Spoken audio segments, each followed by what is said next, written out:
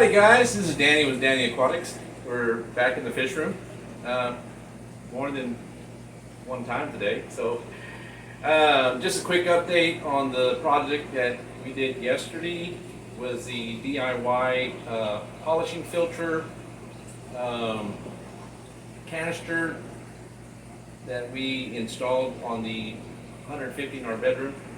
And it's really just to kind of help out the FX6 in there.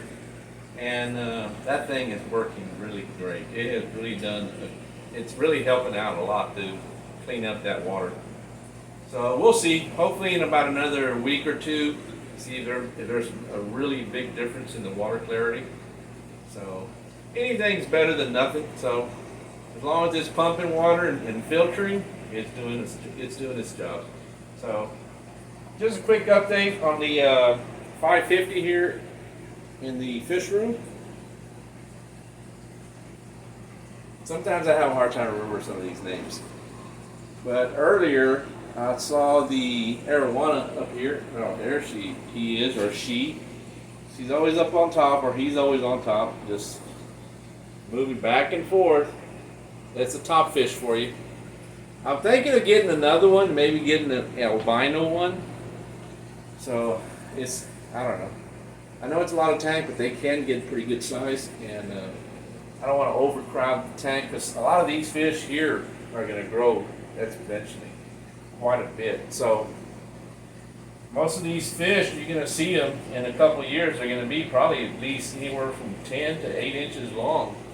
So you're adding a lot of extra, a lot more volume.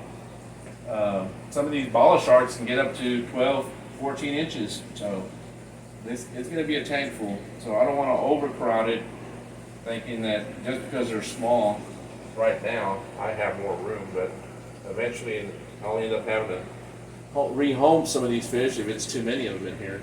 I don't really want to move them out. I got my redhead Viejas Cerebellum. They are doing good. I have a total of 6 of the redheads. 4 of them have really gained a lot of size, and there's 2 that are a little bit smaller. These guys ate about 4 or 5 hours ago. I've got 1 convict, 3 Nicaraguans. I've got 5 firemouth, and I got the emerald. This is a black belt Vieja. I got 3 of those. This is another one here. There are 2 about the same size, and this is a bit smaller. And I'm not sure if I mentioned the Salvinis. I got 5 Salvinis in this tank, so that's going to be something to watch later on. And hopefully there's enough room for them to hide and kind of consider that their territory, because they can be pretty territorial. And there's the larger. I'm not sure if you can see that one there.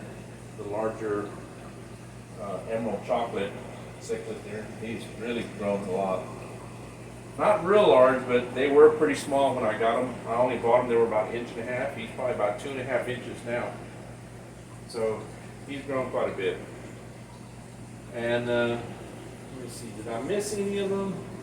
I think I got just about everybody in here. But everybody here is doing great. This tank has really done well to get established. It cycled real good. It took a while when I first started. I had a bacterial bloom probably for about 1.5 weeks.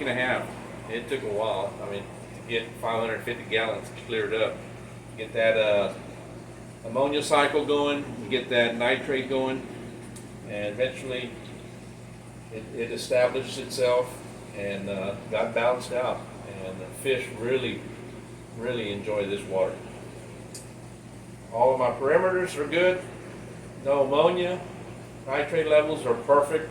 So it's like perfect, a good ecosystem. I don't want to touch it, so it's doing good. And because I've had tanks that I've tried to mess with and I just made it worse. So sometimes it's best just to leave them alone if they're doing good. And 330, everybody's doing well in there. The 2 small Waroos that I added to this tank when I first bought them, I thought they were going to be a little bit larger, but when I got them, they were only like 2.5 inches long. So some of the larger Warus in here are probably about 6 inches. So, but they still have quite a bit to grow because they get somewhere around at least 10 inches long. So they got quite a bit of growth. And I still have 2 silver dollars that have been going at this spawning, and I believe that most silver dollars they're scatter breeders, and they'll breed and scatter their eggs anywhere, but I don't think they leave anything. The yo-yo loaches and then the redhead tapajos, the geophagus, I think they eat everything that's on the bottom. So if they're laying eggs or scattering them, they're eating them up. So in a community tank, it's kind of hard to do spawning or where they're breeding. And I had a tank back here in the corner that has about 30 convicts in it, and I noticed the other day that there was about 5 or 6 little fry at the bottom. There might have been more before and I just noticed them, but they're all gone now. So they're too tiny for them to actually survive in there because there's just too many fish and they become lunch. And I really, it's a balance of an ecosystem, so it's kind of good that they do because there's too many in there.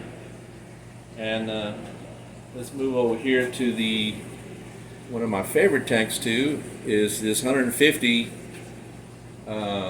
nothing but peacocks and haps.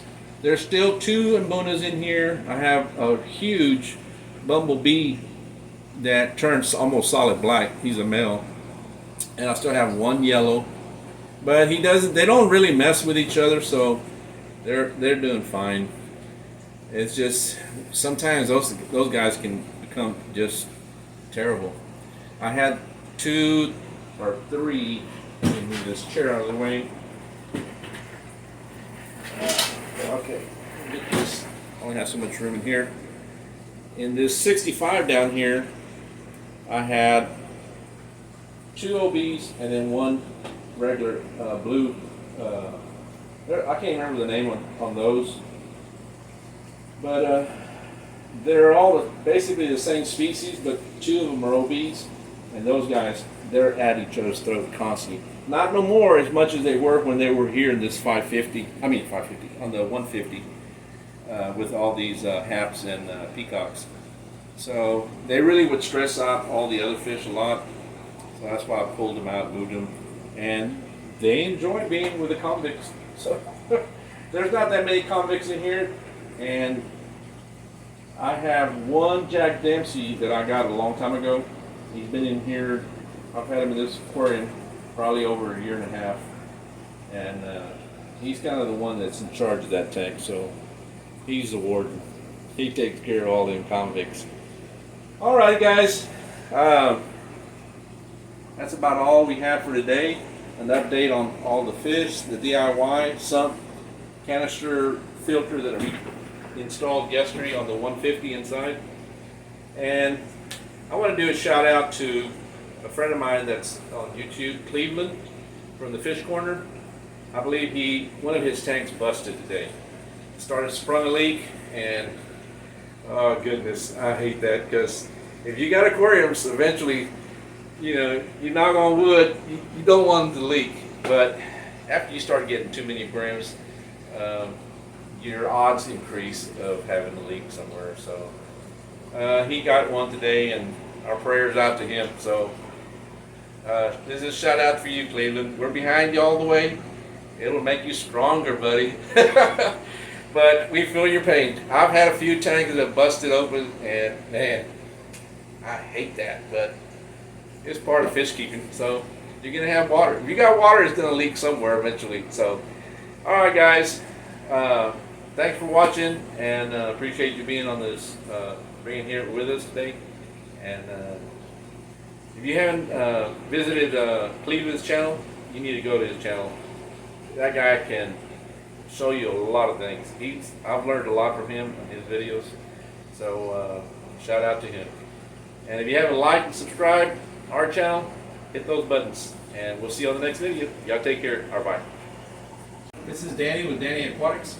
Hope y'all are having a wonderful day, guys. Y'all have a good one. and we'll see y'all on the next video. Take care. Or bye.